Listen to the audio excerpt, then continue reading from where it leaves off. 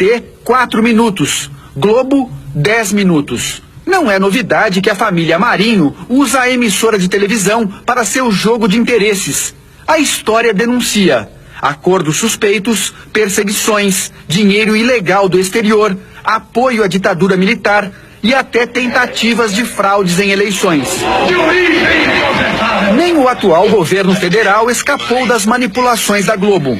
Quem não se lembra? Às vésperas das eleições de 2006, homens ligados ao PT foram presos com quase 2 milhões de reais num hotel de São Paulo. O dinheiro seria usado para comprar um suposto dossiê com denúncias contra candidatos do PSDB. A Polícia Federal vetou a divulgação de imagens do dinheiro para a imprensa. O objetivo era evitar que o material fosse usado para influenciar o resultado das eleições. Mas o delegado que realizou as prisões entregou as fotos para a Globo. O interesse era claro. A Globo queria impedir a reeleição do presidente Lula, um golpe contra a democracia. Descoberta a farsa, a Polícia Federal afastou o delegado. Eu joguei na imprensa por uma motivação para me proteger. Eu não recebi dinheiro. As rasteiras da Globo em Lula não são novas. Em 89, o então candidato ao Planalto foi claramente prejudicado por uma edição tendenciosa no debate eleitoral com Fernando Collor de Mello. Dos gabinetes de chefia da Globo, a ordem: favorecer descaradamente o empresário de Alagoas e prejudicar o metalúrgico do ABC. Foi um massacre e Collor se tornou presidente da República. Democracia nunca foi o forte da Globo. O poder da família Marinho teve origem com a ditadura militar. A organização, que já tinha jornal e rádio, apoiou os ditadores em troca de sinal verde para a ilegalidade. Um ano após o golpe, burlou a legislação e conseguiu milhões de dólares para implantar a TV Globo. A história não apaga. A Globo nasceu de uma ação ilícita de um governo ditatorial. O acordo com o grupo americano Time Life foi feito com cláusulas de gaveta, secretas, tudo para burlar a Constituição que impedia a participação estrangeira em empresas de comunicação no Brasil. Graças a esse acordo apoiado pelos militares, a Globo conseguiu 6 milhões de dólares. Na época, os anos 60, era uma montanha de dinheiro. 20 vezes mais recursos do que a TV Tupi, então líder de audiência, investiu na sua implantação. Estão entregando um patrimônio público maior que... Escândalo Proconsult, 1982. As pesquisas indicavam vitória certa de Leonel Brizola ao governo do Rio de Janeiro.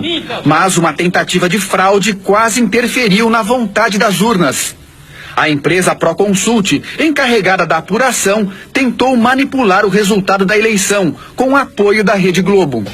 Um absurdo, lembrado até hoje pelos brasileiros. Por decisão da Justiça, a Globo foi obrigada a veicular vários direitos de resposta para reparar a verdade em relação a Leonel Brizola, no mesmo jornal que atacou a Rede Record ontem à noite. Não reconheço a Globo autoridade em matéria de liberdade de imprensa. E basta para isso olhar a sua longa e cordial convivência contra regimes autoritários e com a ditadura de 20 anos que dominou o nosso país. Quem se propõe a participar de um esforço para fraudar a eleição, naturalmente é capaz de tudo. 2 anos depois do escândalo Proconsult, o povo fez a Globo engolir a democracia. Enquanto milhões de brasileiros iam às ruas exigir o direito de escolher o presidente da República, a Globo manipulava o noticiário e ignorava o movimento Direta Já. A população, indignada, criou um bordão que ecoava pelas ruas do país e ainda hoje repercute em vídeos na internet.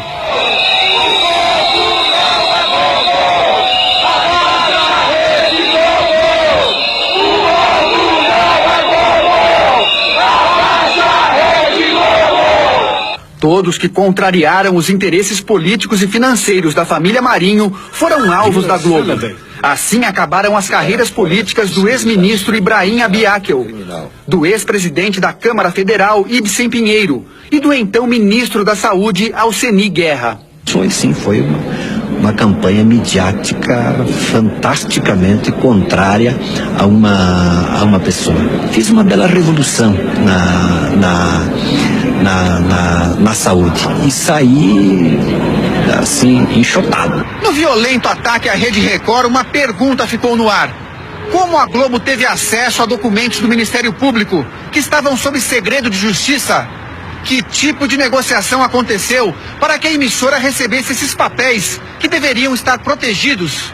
O que me parece é que isso traz duas graves consequências. O primeiro é que você passa a ter uma especulação na mídia sobre informações que são informações dadas parcialmente. Você cria, portanto, uma informação que não é precisa porque ela não é total.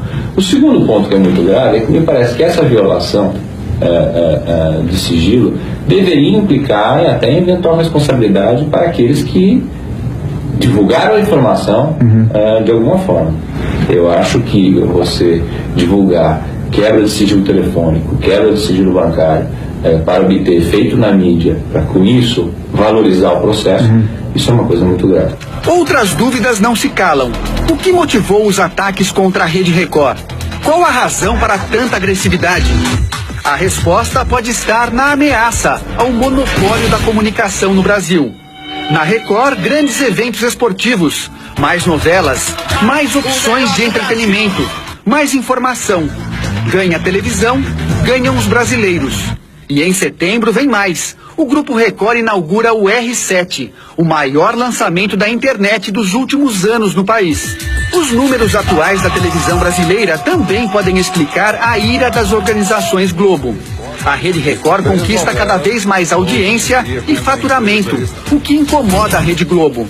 Ontem, por exemplo, no dia dos ataques da Globo, a Rede Record foi líder absoluta de audiência no Fala Brasil, no Hoje em Dia e na série CSI Miami. O reality show A Fazenda, segundo o Ibope, chegou a 21 pontos de média, contra 16 da Globo.